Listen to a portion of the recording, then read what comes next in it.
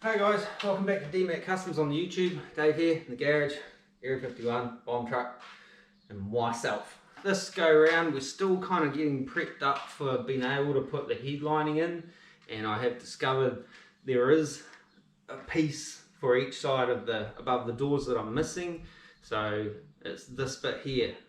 I'll put a picture up right there. Yeah? Okay.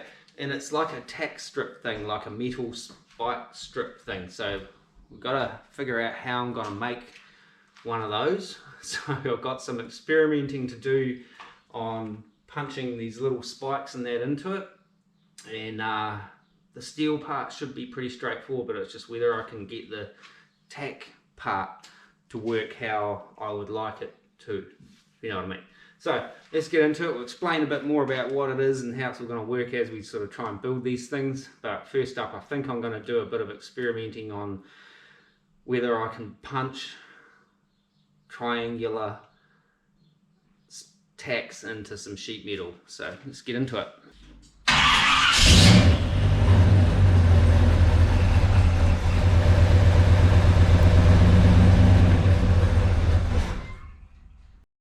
Okay, so got me a little piece of scrap that I found on the floor down there, and yeah, we'll do some experimenting. I think I'm going to do a little bit of machining with rudimentary tools, like namely a grinder and a file or something like that, and maybe zip discs and shit, you know what I'm saying?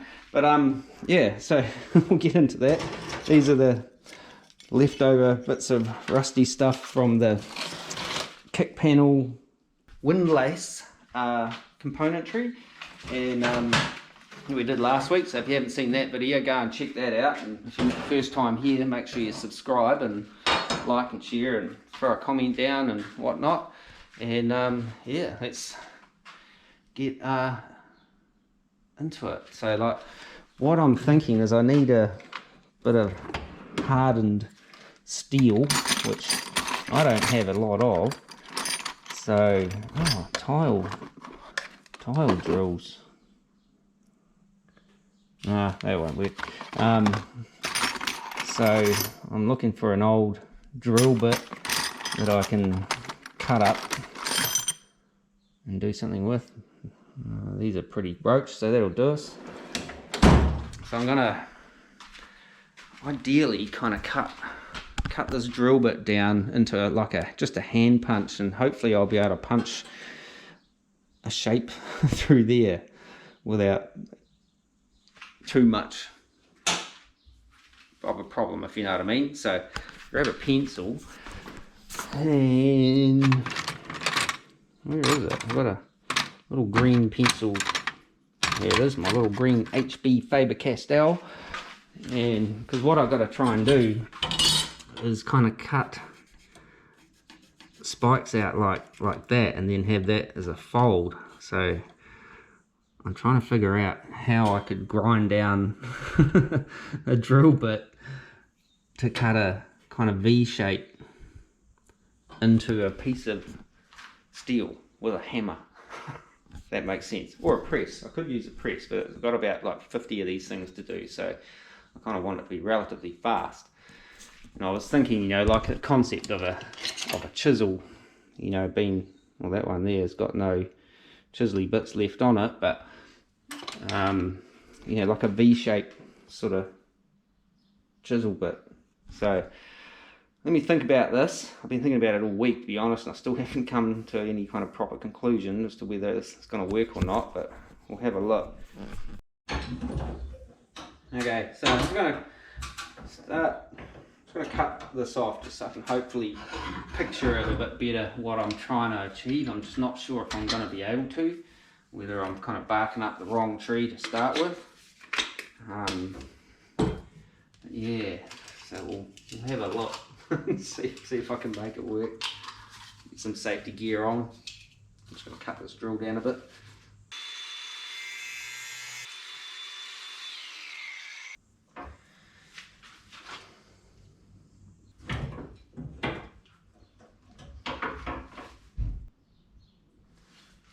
Well, I might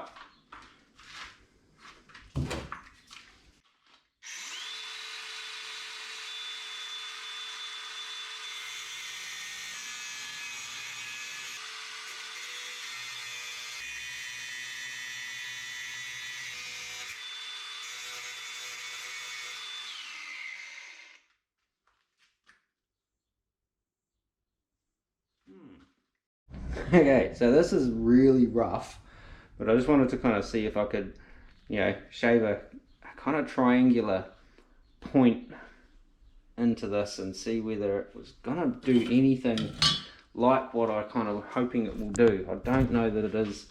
We'll give it a try.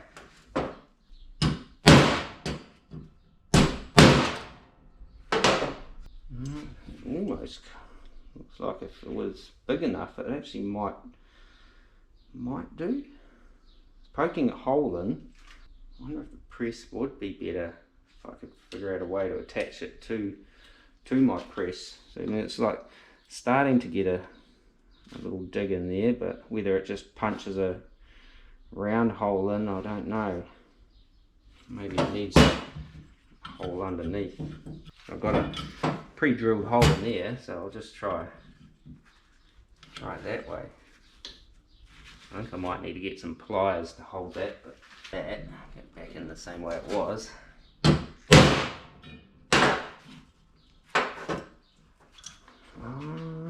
Almost kind of does what I want it to do. Almost.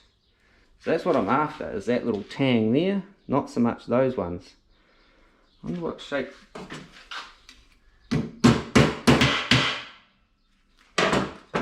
It's really close to actually what I want, but how can I get it to not punch through like that? Let me think about it. It's actually pretty close to what I want. I went a bit overboard smacking the crap out of it and made a big tear. But these ones here are pretty close to what I'm kind of looking for. Other than this sides kind of leveling up, if you know what I mean. Kind of needs to be a bit longer though. I wonder what other shape I could cut to make that, or if I made a more accurate shaping of this, we might be in a better position, you know what I mean. I might do some alterations to this and see if I can get a better spike, if you know what I mean.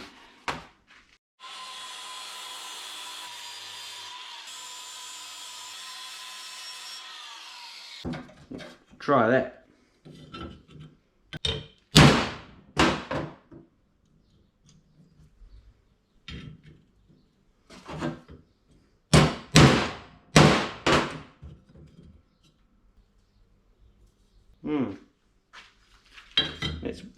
That's worse.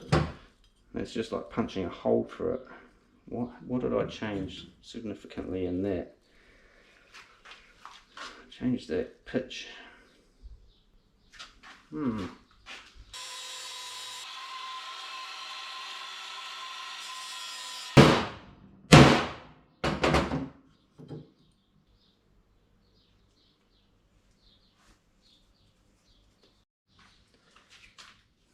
Okay, so slight change of tack. The reason I went for the drill bit because I thought I'll be hardened steel, like harder steel than like just mild steel, but I might have a crack at it with this it's about 1/2 inch square bar and try cutting it down. I'm just trying to figure out, I can kind of picture it when I look at it from one go, oh yeah, and then from there it's like, well, how's that gonna work?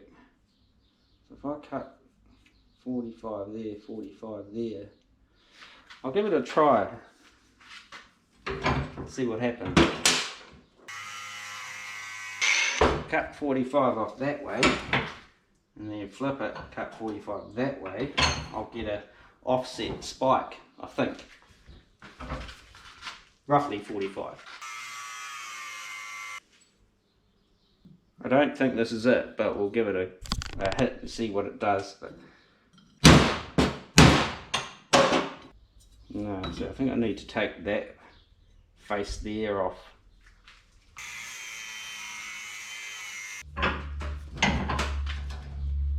So we got like that, just like a spike. It's pretty close to what I want. I wonder if the receiving hole needs to be a better shape.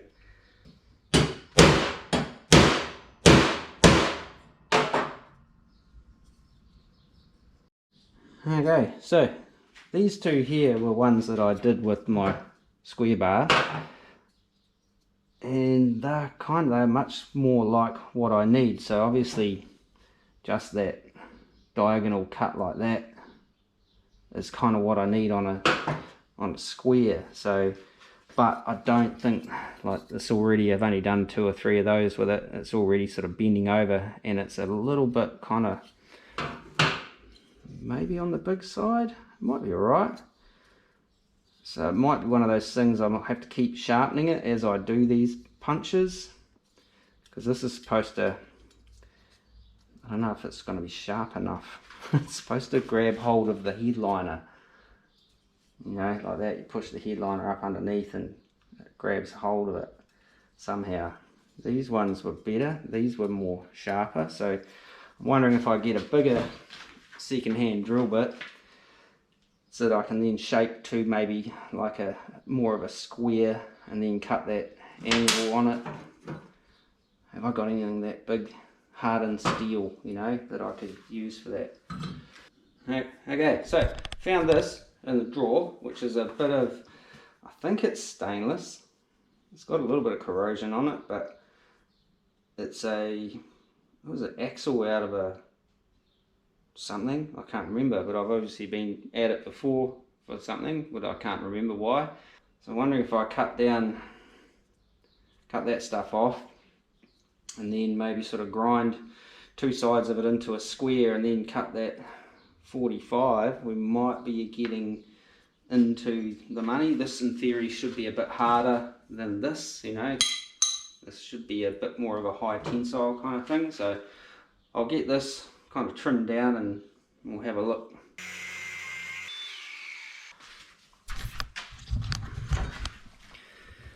Okay, so I'm just kind of trying to draw a square on here, like a couple of lines, which I tried with a pencil but I couldn't really see it. So I'm just going to eyeball a 90-ish. So if I cut that down, straight down, trim it back and then cut that away, we should be alright. Maybe it needs to have a bit more of that on it. And then cut down that way. It's quite confusing when you're just an idiot trying to do it by eye and stuff and not knowing all the actual ways to do it properly.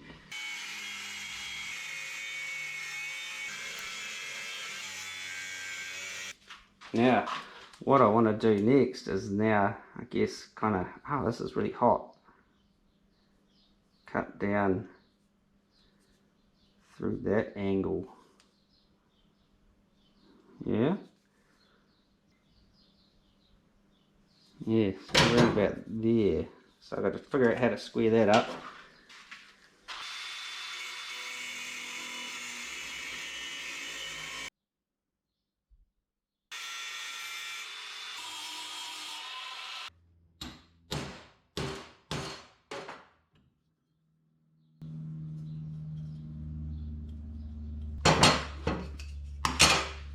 Okay, so that's kind of getting close to what I want, I think. Still punching through a bit much of that, but other than having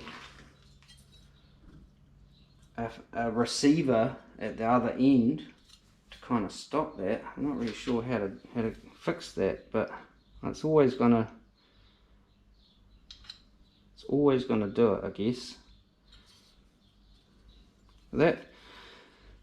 That should get me into what I want. With a little bit of hand finishing, we might be in the money. So we'll put that aside and then we'll go and have a look at what has to happen next. Got a bit of metal stuck to my jandle. Oh, look at that, bit of melted steel, yeah, stuck to the old gand angle. Wear proper footwear when you're working in the shed, lads. Don't be like Dave. Yeah, so kind of getting closer to what I need. Actually, once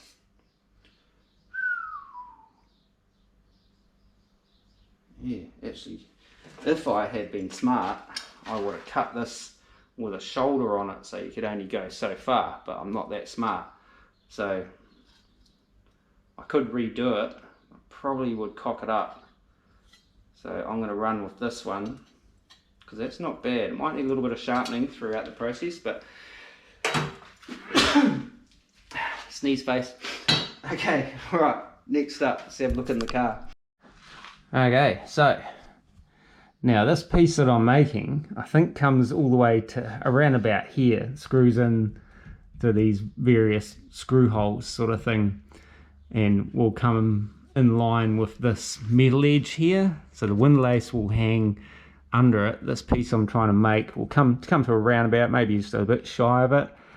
And it screws into these holes here, I think, and I'm probably missing a hole up here, but that's okay, I can always add one. So I need to make two pieces, one that comes right along here and over to around about here-ish, I guess, and same for the other side. And like this picture that we talked about earlier, I'm going to try and make them out of sheet metal. Hopefully I've got enough.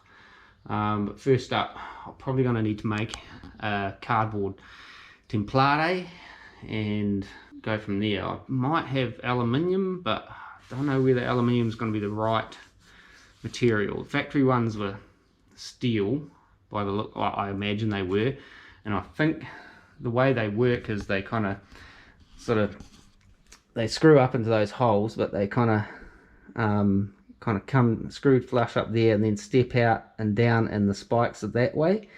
So I'll need to sort of bead roll a kind of kick out on them, and I'll do that before I actually cut them out.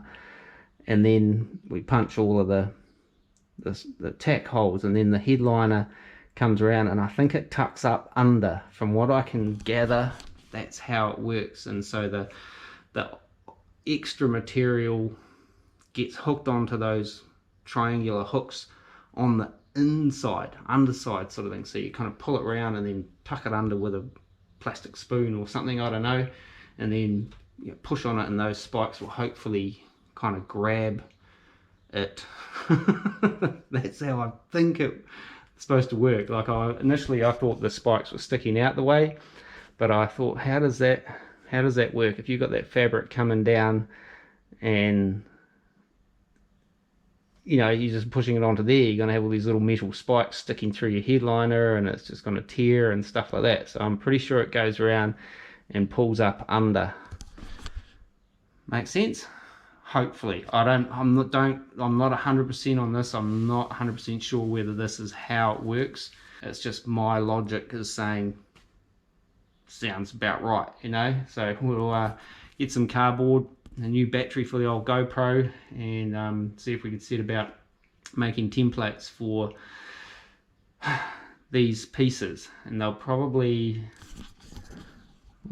have to step them around my headliner bow clips, notch them out for that, at least for the passenger side, and probably this side too, so they'll come along, maybe step down, because if they're only that, they'll probably, because we do want them to come up for support, so we are going to have to step them down around there.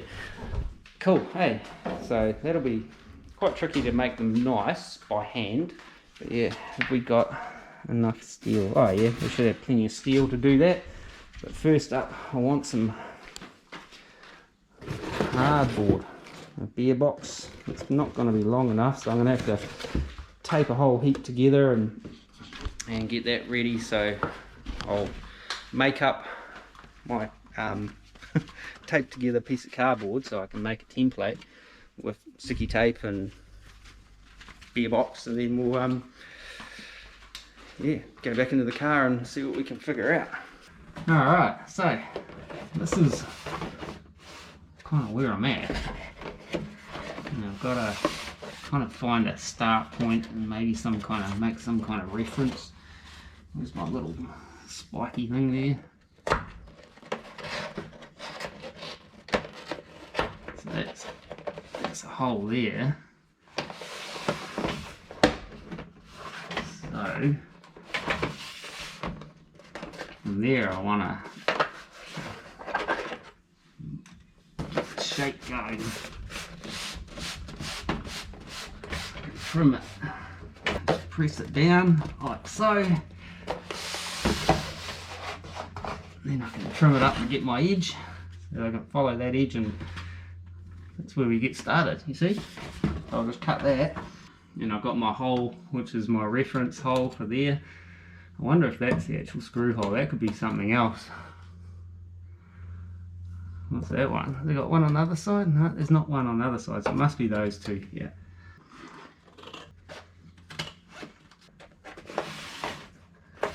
What we do with taking a bit more out of that actually. Alright, so I want to clear off, get rid of some of that. So I'm going to trim it down to about there. Trim it down some more now. We're getting into the ballpark, so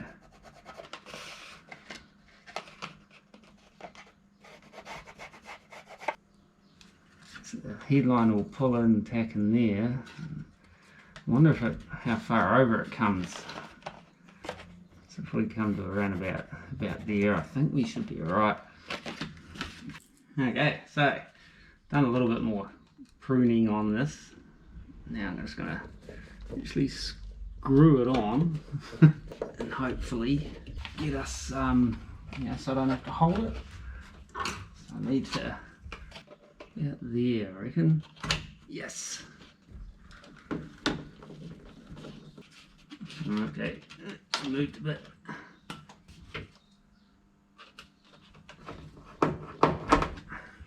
Okay. One there, ish, there, no, there.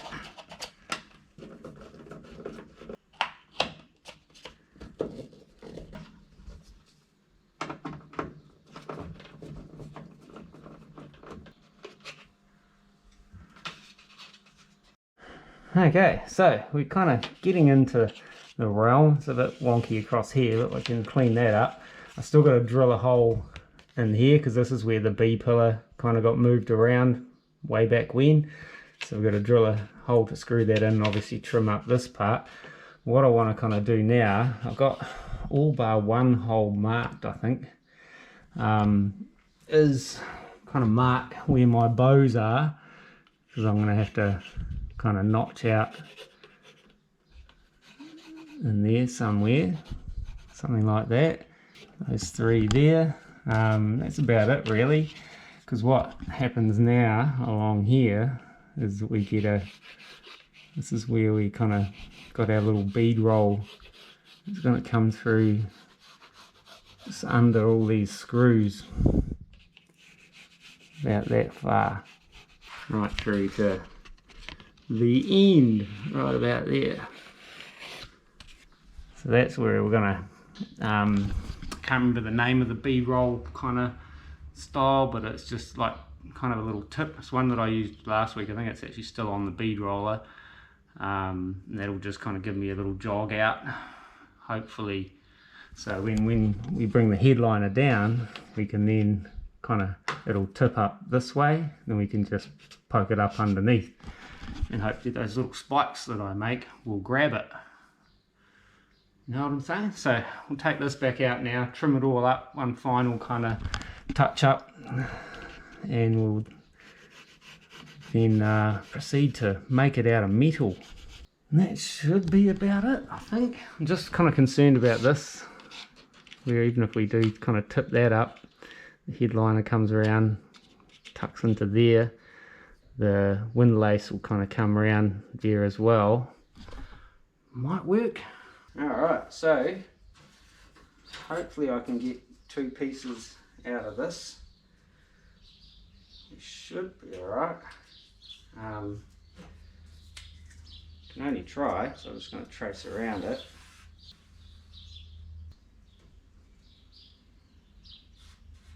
There's one. We go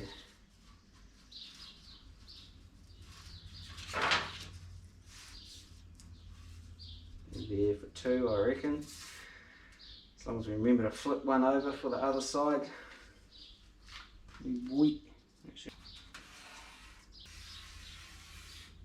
Okay, so it's got to mark where my kind of bead roll's got to go. I've got to remember I've got to flip one of them over or do the bead roll in the opposite way, so it kind of kicks the opposite way. But it's just under 3/4 of an inch where that black mark is on my ruler. So I'm just going to do a kind of dotted line like that, but it takes a lot longer. So I'll just get all that marked out and then get the bead roller out. Alright, so just had to turn my vise kind of sideways. Like, it's unusual, it's an old record vise, made in England, pretty cool, heavy duty. Needs new jaws because the jaws are a bit roached, but they won't send them to me. The company in England that sells them, too far away, I don't know. So I'll have to have another look, see if I can find them locally. But anyway, it's got these, you can unscrew this from the base. And I thought it was a swivelly one at first, you just loosened it and it would swivel. But it doesn't appear to, unless it's all rusted shut or something, I don't know. I have to have another proper look. Because, yeah, it didn't want to move. So I've just got it kind of held in there with one lock at the moment. And I'm going to endeavour to run this through the wheelie jig. Which one should I start with? Put jack handles in the way, risers. Might just do a little test run on this actually. Yeah, so if I go that way, that'll all light up. And the fellas in a little closer for a closer look. Hopefully I'll get this right. Again, no expert on bead rolling and stuff.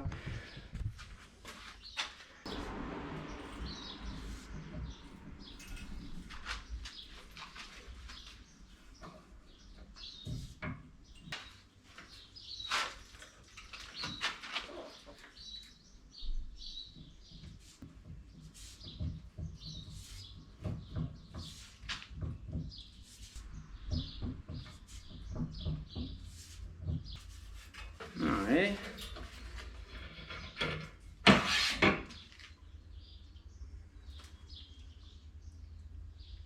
See that?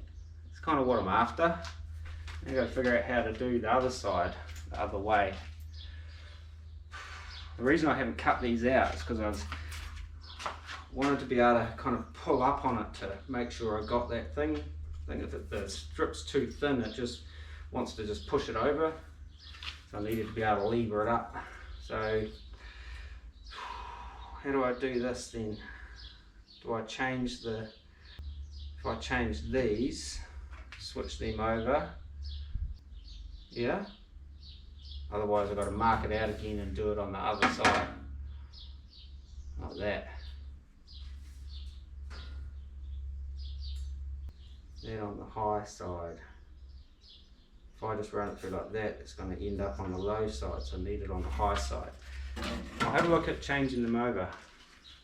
Switching that one to there and that one to there. Yeah? But I lost my Allen key last week. Got another Allen key. Last week I think I actually managed to knock my Allen key off the bench and then landed in the bin. So I need to go through that bin and see if I can find it. Is that right? Didn't pay attention to how much overlap I had when I took this off, so might be in for a world of hurt. I'll try a little bit first somewhere, maybe down the end there, just see what it does.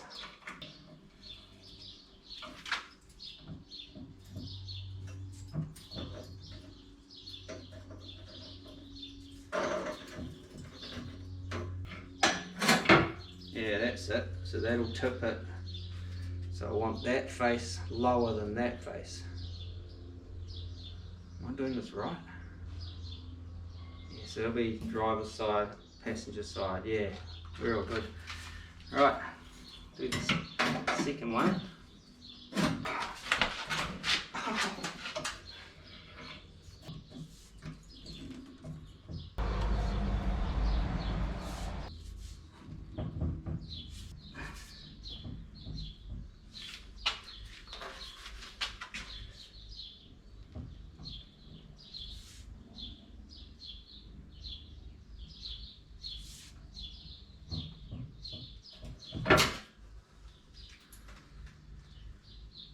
Yes. No. I've screwed it up. Lads. So it'll be driver's side, passenger side, yeah, real good. I've made two left-hand pieces and not one left and one right. How did I get that so wrong? You've probably seen it happening in real time, you fellas on the internet, but when I was looking at it, it was definitely, I thought I had it, but I don't. What am I going to do? I haven't got enough material to cut the full length of this again. I have to try and flatten it out. Not ideal, but it is what it is. And then recalculate, how did I get that so wrong? So I really needed the, I don't know. Okay, I'm going to have to mark one of these as for what side. So this will be left. Right. I knew I shouldn't have marked them out this way. I knew it would screw me up and I'd get confused and have a little conniption, but it is what it is. It is what it is. I'll fix it. Hammer, that'll fix it.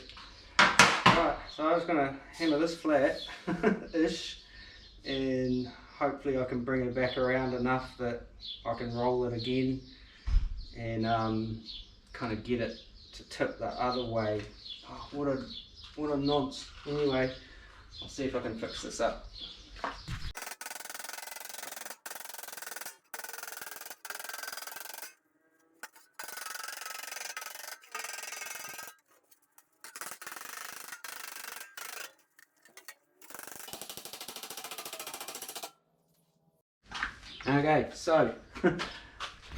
Okay, so this time around I want that side of my dotted line to be going down the way, yeah? So when I put it up in the door hang, it's kicking out that way. Yeah. Okay, we'll do a little tester to see what it does. I've changed these dies around again. So.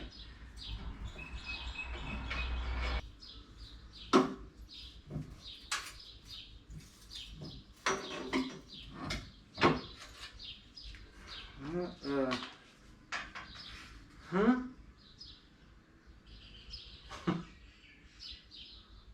Why is that? That's still kicking it up. If I start from that end.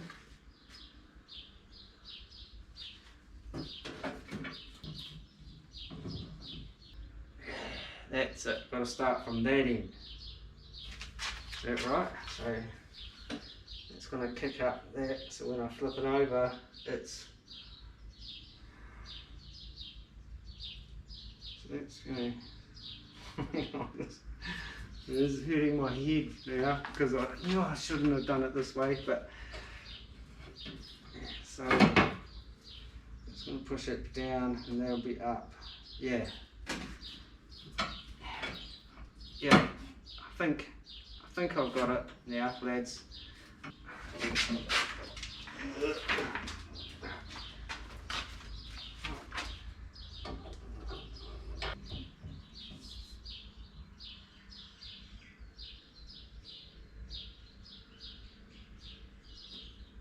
Yeah, okay.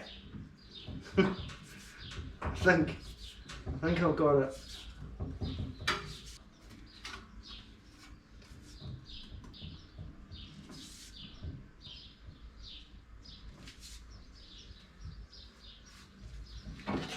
Okay, yeah. So now when that goes in the passenger side like that. Top. Yeah, that's right. Got it right this time, fellas. Whew, God, what a mission. So all I had to do, because I'd marked them both out as kind of right hand sides, and I was thinking, oh yeah, I just needed to start the bead roll from the other end. Yeah, I think that was what it was.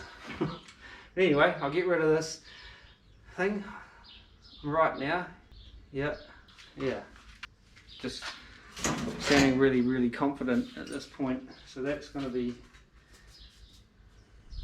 the left side, front, hanging out, spikes poking through that way, poking through, and then so that'll be the right side, top, spikes poking through that way. Yeah, we're sorted.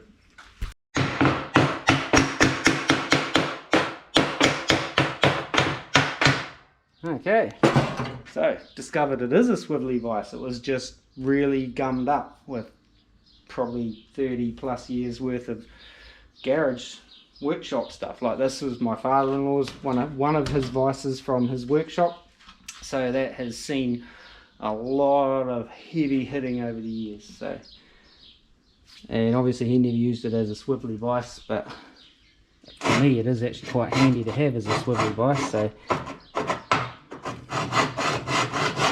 now we know. I might squirt a little bit of CRC or something in there just to kind of give it a bit of a clean. And yeah, I probably should take it off the bench and do all of that, but not going to. I'll just maybe clean out all this stuff and give it a bit of a grease. Actually, I'll probably just use some lithium grease just to kind of get it moving. And then I'll be back when we're ready to carry on with the actual project at hand.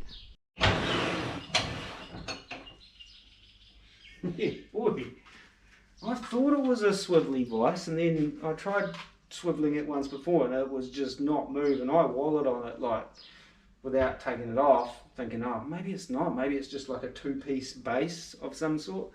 But yeah, little tap with the old hammer when the thing was off, and yeah, I did actually get in there with this and scrape out the inside edge just to, you know, clean it out a bit, and must have broke that kind of rusty seal. And yeah, boy, she's away now. Now we're talking. Right, okay, back to the task at hand.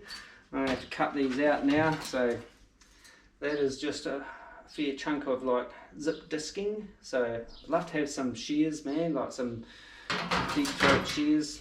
I missed out on a set that were for sale here locally. That was just on Marketplace. It was a lady said, these are my husband's, he passed away, sort of thing.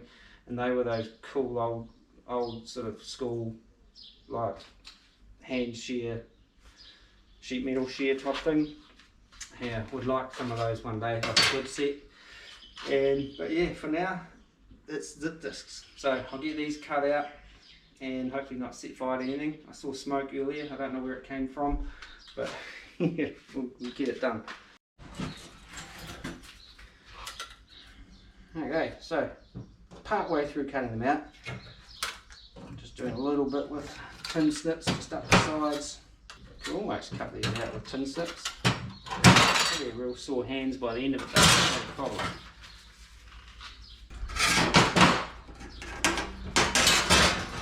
Right, need a new blade on the old zip discs.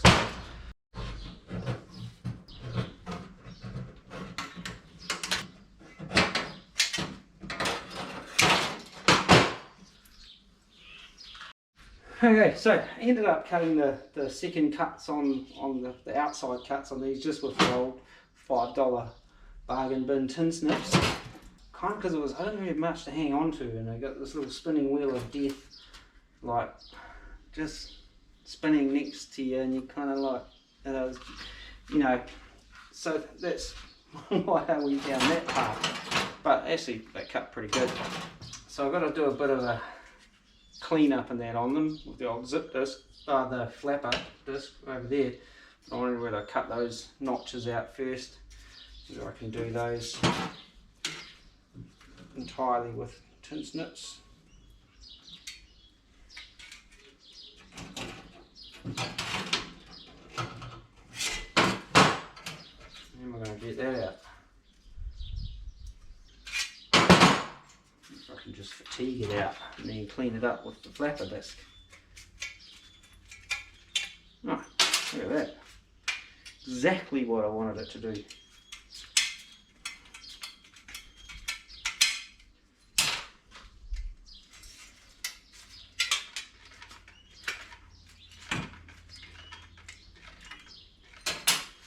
That one was near perfect.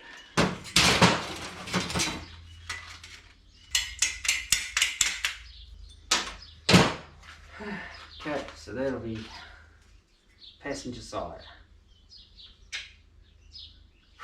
Right, just have a little go and have a little drink of water because it's getting a bit humid, and do some clean up, and then we'll be back.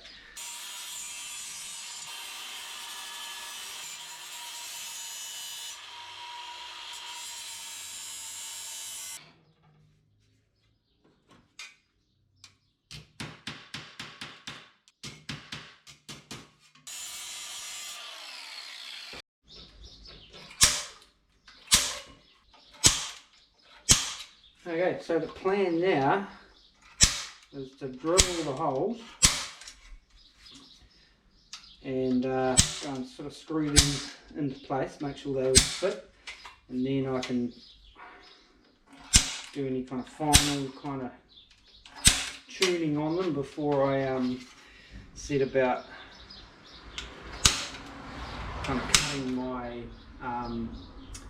it's my little spikes, you know, punching those. So just get in there with the drill, put some eyes on so I can see what I'm doing.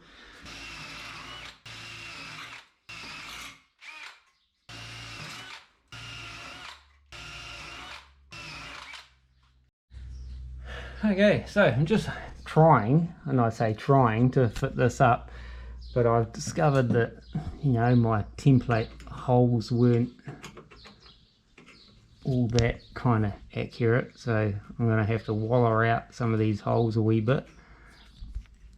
That one will probably be alright. That one, might try and slot them. They're alright kind of for the most part, but where's that one? Okay, so I didn't actually have to do much in the way of wallering. I just actually needed longer screws for the most part. That one there's the screws too small, the holes kind of flogged out, but I've got screws in all of them now, and I just had to kind of waller that one out. But what I think I'm going to have to do is actually pry these out a little bit more, just kind of work that kind of up a bit, so when your headliner comes down you can tuck it in there. So I'll get ahead and do that. Not quite sure how I'm going to do that. I need some wide bladed thing, screwdriver, maybe my gasket scraper might work for that, and then yeah, just work my way along, open that up a little bit, and then I'll take it back off and do the same to the other side.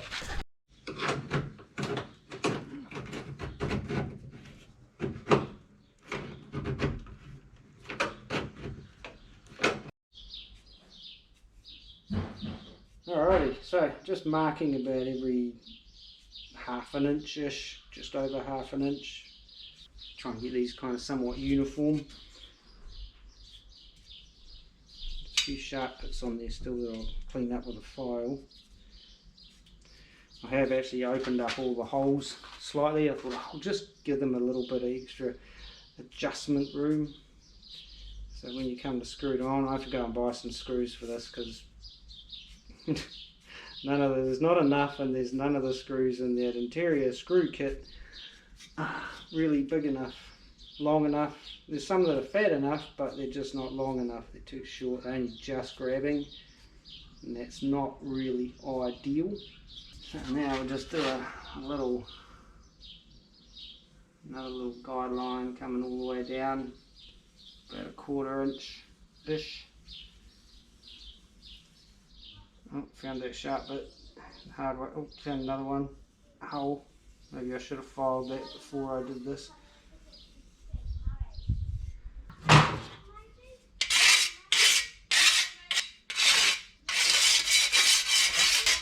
Okay, we want a pretty clean, unsharp edge along here, because you know, like if my plan is correct, my headlining is going to wrap around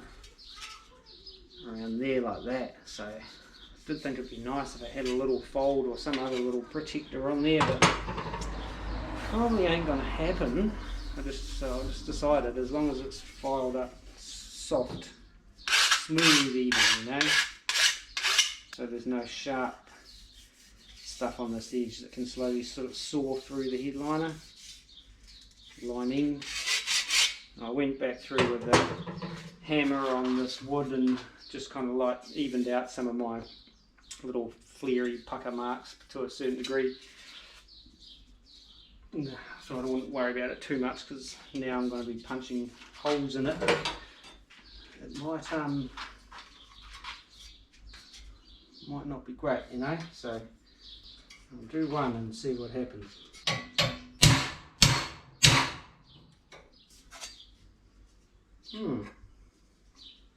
Might be alright.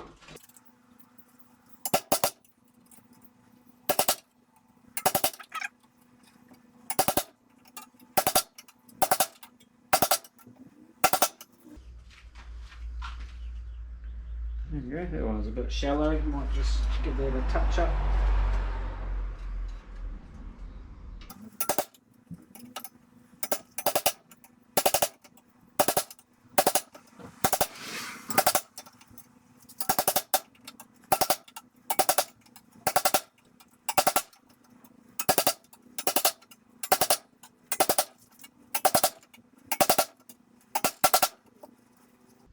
Getting a bit of a banana on it, but I should hopefully be able to straighten it out. Oh, we're losing the edge a bit. How are my holes going though? They're looking good. And if I add a little bit of a sharpen.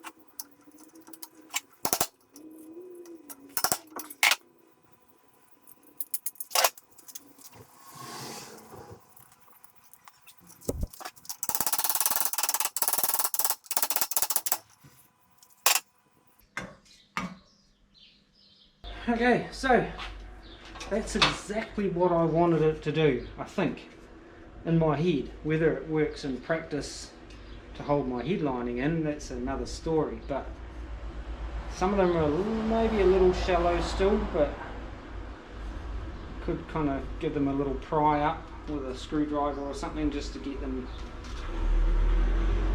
maybe a little more grabby, you know what I'm saying? I did think about maybe kind of going along and sort of hammering this out a little bit more again, but I don't know that I will. I might do. I might put a steel block in and sort of try and hammer that edge a little bit flatter again. But yeah, I think that's kind of it, eh? B? Just whether it works or not, I still don't know if this is what it's supposed to be like. So yeah, so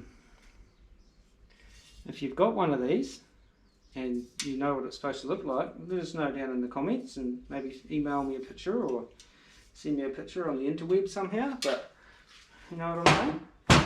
So yeah, kind of a little surprised that it worked as well as it did. It has warped the crap out of this, but once it's all screwed up there, it should be okay. I'll just, like I say, I might just hammer out the edge, try and flatten that out. This stuff here did start getting a bit kind of bent and warped, and that just from screwing it into place. Don't really know why, it just did. Maybe it's not that flush up on the thing. Clean that up a bit. Yeah, beautiful, there we go. Not quite. But yeah, so I'll just get ahead, get the other one up to this stage. I'll need to give me punch tool probably another sharpen. It's kind of lost its point. See, it's good enough that it made me bleed.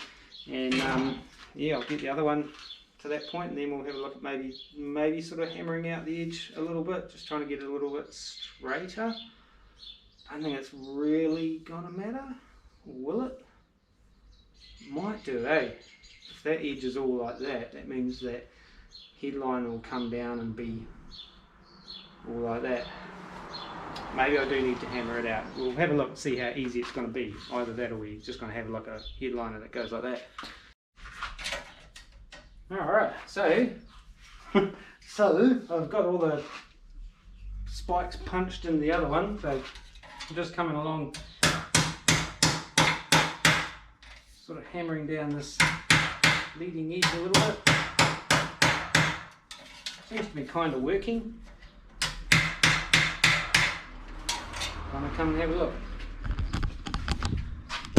There's it.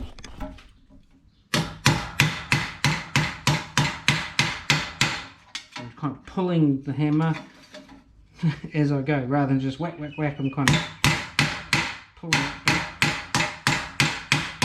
pulling it that way, like that, as I hit. Don't know why. Seems to be working though. Probably some kind of stretching metallurgy science behind it, but I actually quite often do that when I'm hammering and dollying things, push the metal around.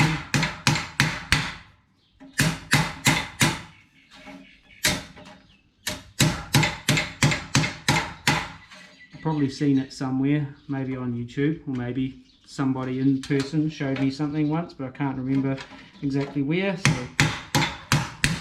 I'd love to give someone credit, but I can't remember who to give credit to for that. If it was you, full credit to you. Now this is going to starts curving. It gets a bit trickier to get into this part. You can still get most of it.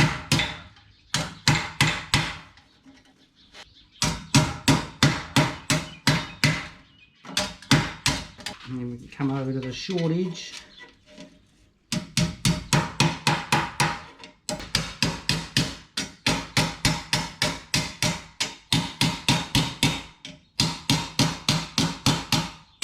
It's pretty good now. Okay, just using my pick on a couple of them. They're kind of punched through enough, but they kind of weren't punched through enough, if that makes sense. Not at all, really.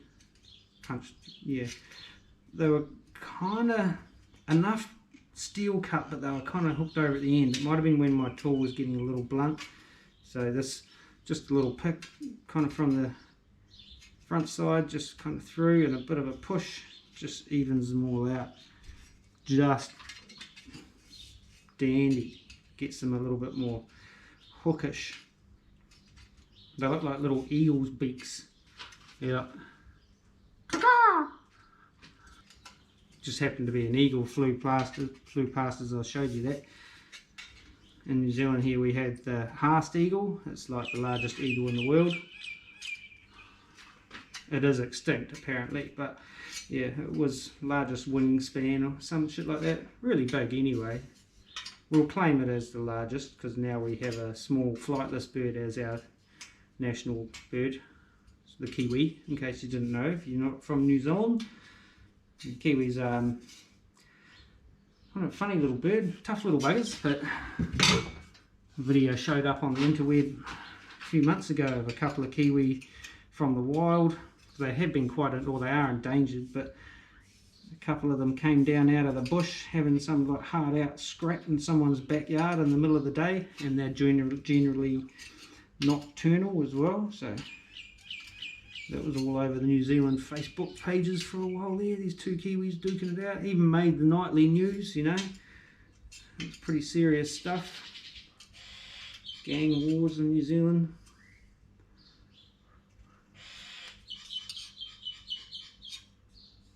That's not a kiwi you can hear on there, that's a noisy little fucker that been living around here just looking for a hookin', that guy is.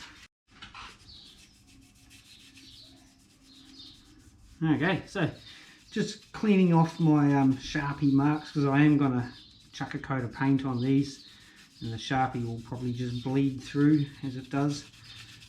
So I'll clean it off as much as I can. I won't go too crazy with it, you know what I'm saying. So I'm just using a little bit of lacquer thinners. Taking the Sharpie off, but not those footprints. Other side's going to be a little bit trickier because it's all marked out on the other side, I think. Well, some of it is. Oh, this one. Be able to clean this off the top side. So I'll get as much as I can off. Not going to worry too much about it because it's going to be covered up anyway, but I just don't want it to kind of surface rust, which it probably won't because it is electrical, but the cut edges might. If I get a nice kind of coat of paint on the leading edge too, that'll kind of soften the edge for protecting the old headliner, know what I mean. Or I might hurt myself today. Got 9-inch nail song. I hurt myself today. See if I still feel. Johnny Cash did a really good version of it, which is probably what made it the most famous. It was one of his last recordings. I think it was released just after he passed away, actually. I remember watching the music video when it came out and thinking, damn, nice job, Johnny. Oh, thinners in the cut, that's good. Choice. Alright, need to clear that a little bit.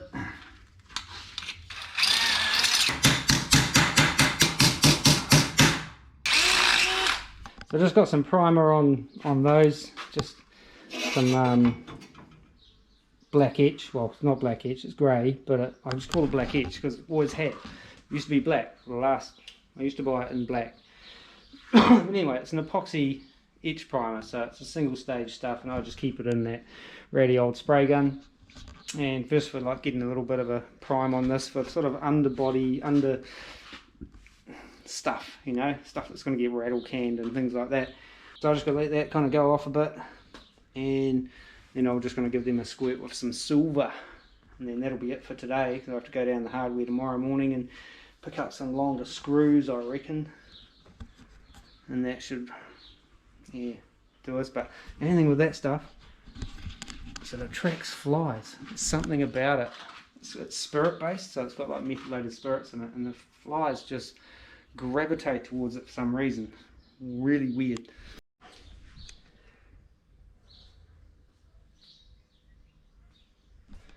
Okay, so rattle can chrome. So a little, like I said before, a little bit of primer, and then I just like did a coat on either side of rattle can chrome just to kind of seal them up. Although they won't be, you know, kind of exposed to the elements and stuff. It's just to kind of protect them a little bit, you know, just from condensation or humidity and stuff like that. So I'll leave those to kind of dry off. Can't really do much more until they are, and I've got some longer screws to kind of do the final fit up inside, and I don't really need to fit them up until I put the windlace in. So I don't know, do I put the windlace in tomorrow and that's that done? I don't know, could do, I guess. So, but anyway, I'll leave that at that for today, and yeah, we'll see you tomorrow. Hey guys, so it's the next day, and I made the executive decision that I'm gonna put the windlace in around the doors, and I'll be perfectly honest, I've actually already done the passenger side, which is the kind of got the factory kick panel windlace retainer doohickey, and that sort of showed me how it's supposed to work. And so this side here, being the one that I have fabricated, doesn't have, you know, like on that little shape from last week, that little kind of those little notches. And on the factory one, I was able to use like my nippers and use that to squeeze up the channel onto the windlace, the channel being, you know, that there, the windlace having that kind of stitched excess, whereas my kind of DIY version doesn't have that provision. So I'm just kind of figuring out whether I can use these vice grips with my soft jaw attachments to help me squeeze them up without kind of overly damaging the paint, if you know what I mean, rather than just wallowing on with a hammer. Not that the paint's like super flashy or anything, and I can touch it up. I'm just trying to, you know, minimise how much work I have to do again, you know.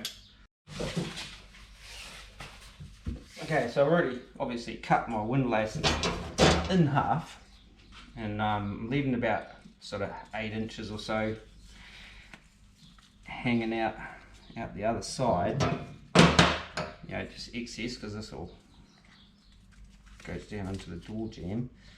And I've got to feed this in like so. Now I have to try and adjust my vice grips to be able to squeeze it. That didn't work. I'm not even sure if this is going to work, to be fair, so the first attempt didn't.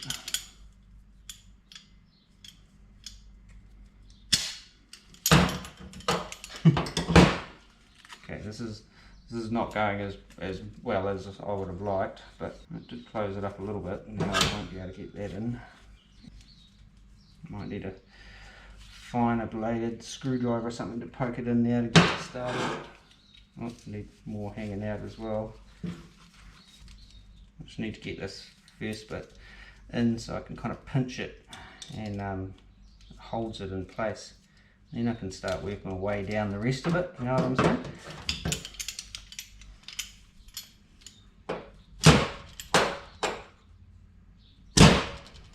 Don't know if this is going to work. This is coming out. Okay, maybe I am going to have to waller on it with a hammer.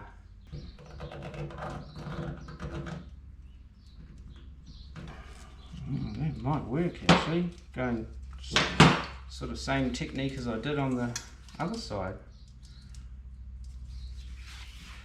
Okay.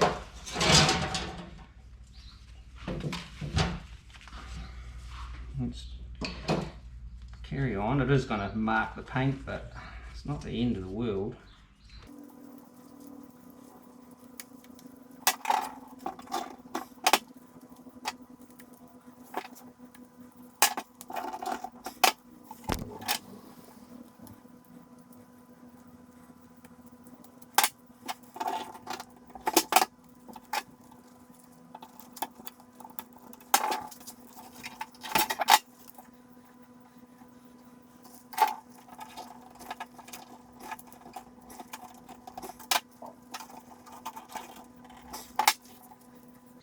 Alright, so that actually worked kind of probably as good as I could hope. Like I say, it has kind of scratched the paint, but not the end of the world, you know what I'm saying. I can get in there with a little brush and give it a touch up, but for now I'll finish kind of squeezing it all down so the whole thing's kind of more even, tight, if you know what I mean. And yeah, hopefully that's good to go. Okay, so that's that all in there. Got spider webs and stuff on it now. Now I've got to take it over to the car and install it, and then get a better idea of, you know, how much touch up. You can probably see on camera there's all these little teeth marks and that from my nippers. you know, but it is what it is. And we'll put it in and we'll see how much is visible as to what needs a little bit of a tickle up later on, you know. Now I just got to remember which screw goes where and stuff. So I'll just screw that top one in first. That one. Just do it loose for now. And then we're going to come down here and work out all these bottom ones. So that one goes there. Screwdriver.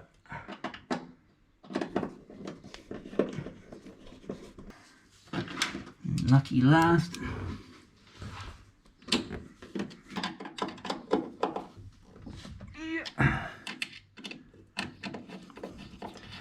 Tighten them all up now. Okay, so this excess here, in theory, will get tucked under my sill tray, which I have no idea whether there's going to be room for that, but we'll just leave it kicking out at the moment. We may have to trim it back later. Let's tighten that one up. Gotcha. Alright, and that one, I might need 2 hands for this one.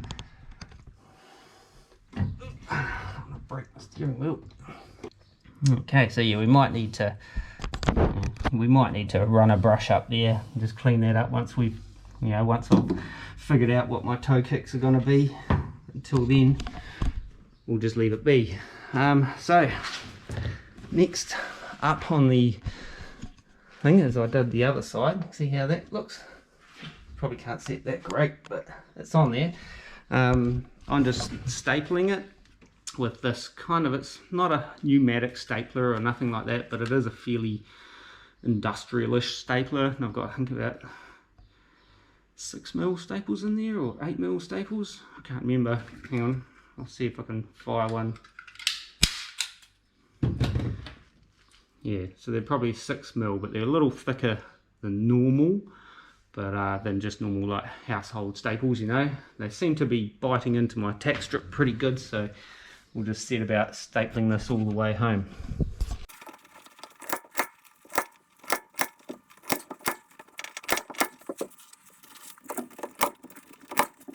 This is where it gets tricky. I can't get quite in there far enough. This angle. Hang on. Them steering wheel's in the way. I've got to get right in.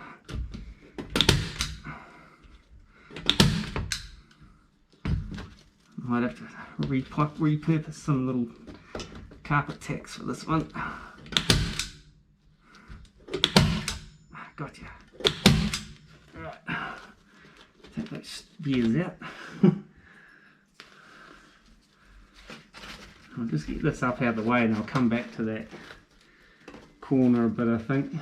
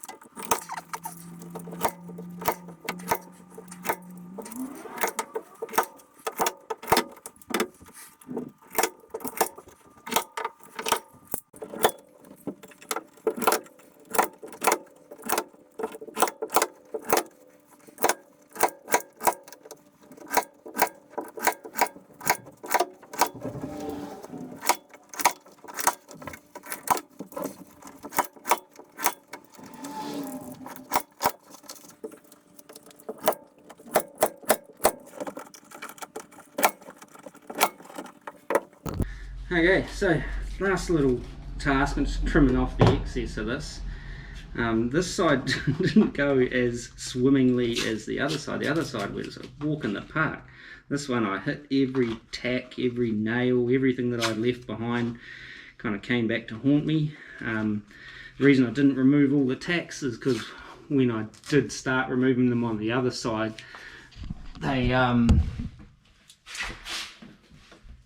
of started pulling the tack strip up with it and tearing it up, so I just thought I'll just leave them and try and avoid them, which was kind of semi-successful.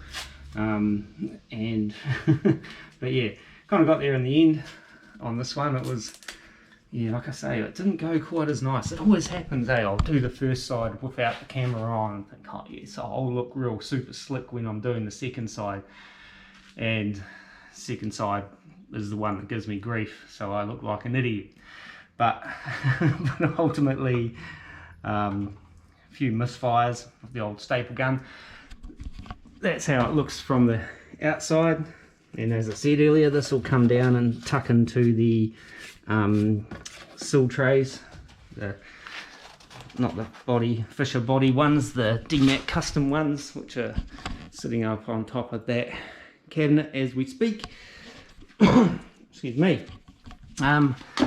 Yeah, so that's that windlace installed. A little bit wobbly here and there, but I think once I get the, there's my knees again, once I get the sort of door cardy things on, it'll even it out. And as I've always said, driver quality. Next up, I've got to go and get some screws so I can screw these tack strips in for the headliner, and looks like I might need to tighten those screws up because that, yeah, they're all loose before I put those in. I need to tighten those bow clips, I think. And yeah, and then making a little gain this week. I'm quite, happy that we got something installed and it didn't fight me horrifically. Didn't really do a nice work of body work under there, but yeah, so that's me windlace installed. Pretty straightforward once you kind of get a rhythm going, other than when you kind of can't get the stapler into position. From factory they're kind of held in with like little carpet tacks, but nowhere near as many, so they didn't, they put them in every like sort of 3 or 4 inches, which I didn't think was very many, but it must be enough, whereas I've gone, as you can see, kind of a bit nuts with the old staple gun. And being that I don't think the staples will kind of hold as well, because with the little carpet tacks, when they nail through the tack strip with it, the fine point of the carpet tack ends up hitting the sheet metal behind it and it hooks around, so it kind of grabs that way, and they got a big flat head on them. So this way, got more staples and less hammering, hopefully. So we'll go get some screws and then we can have a look at doing the final install on the headliner metal tack strippy stuff.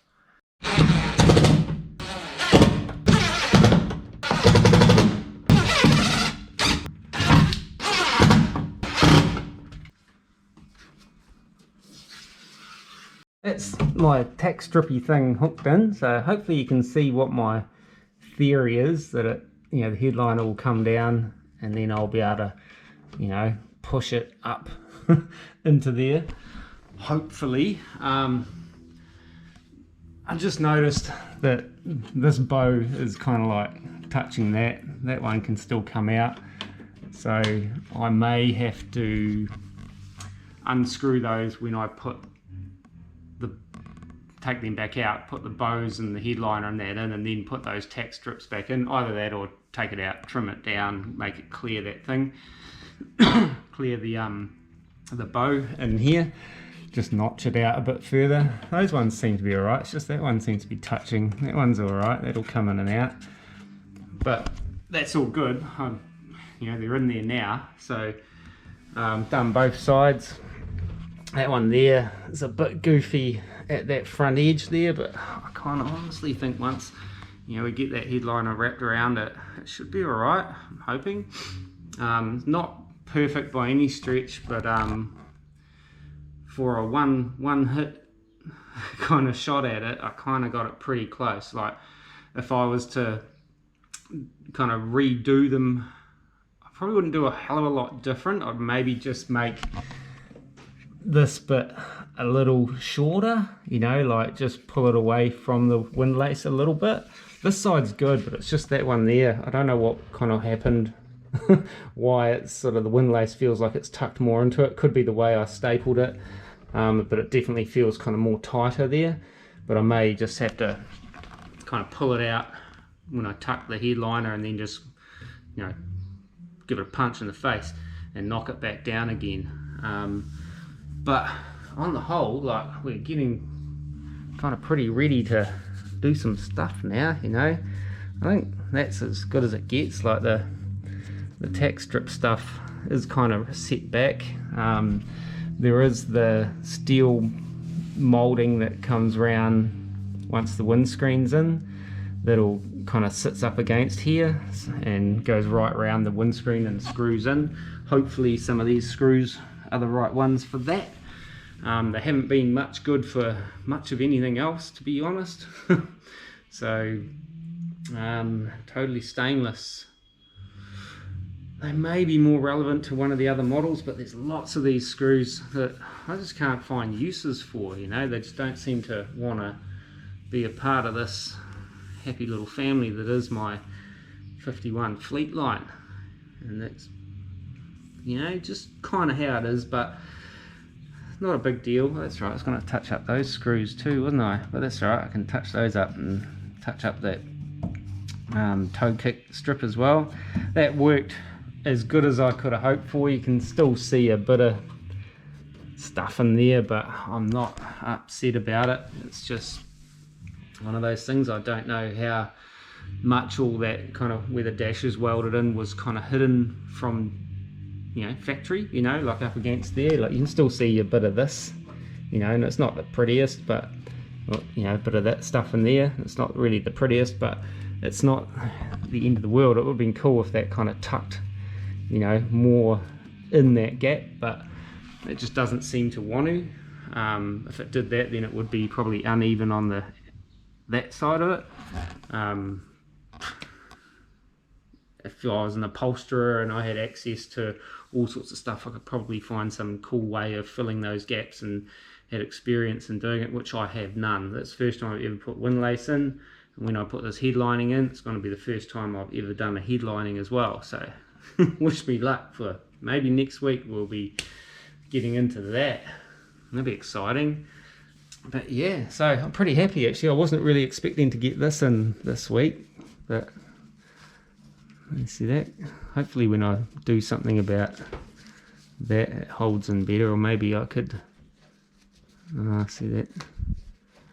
I didn't really, because there's quite a gap there between the tack strip and that, so it's hard to get a staple right in that edge. So we'll see how that works out when I do something with this. I'm not sure what's going to happen there yet, whether the headliner actually comes down into this vicinity somehow, or whether I'll make a piece to fit there and upholster it. You know, if I do, then that'll kind of push that bit of windlace more that way, which might be the, you know, nicer way to go. So if there's something mounted up against there, because I know that garnish moulding, I can't remember how far it comes over this way. It kind of covers all this, whether it kind of covers that whole piece, I can't remember. But either way, we'll figure something out to make that windlace kind of sit a bit nicer. At the moment it's just wanting to hang out all crooked like, you know, and I really want it to sit more like that. And whacking more staples in it isn't going to make any difference, because there's not enough to staple to kind of hold it back, I don't think. I could try, but I don't know. Okay, so I did manage to get a couple of staples kind of angle stapled in. That one there's not actually in very well, but there's a couple just managed to kind of push that out a bit further. But as I said earlier, we'll hopefully kind of tighten that up with whatever else we do on the interior. Worry about it later, you know what I'm saying. So yeah, so we're done with that little project. Overall, I'm pretty happy with those things as long as they kind of work how I think they're supposed to work. Those kind of headliner holder on things, like I said at the beginning, I'm not 100% sure that they're even work the way I think they do. It makes sense to me, and if I can make it work, then cool. If they're not 100% like the original ones, then it's no real biggie sort of thing. But yeah, so if you haven't subscribed, make sure you subscribe, like, share, comment. You can take this video for what it is. It's just me working through my project. It's not a how to install things correctly like they did in the factory or like a professional. It's just, again, me making shit up as I go along. So overall, I'm pretty happy with that little bit of progress.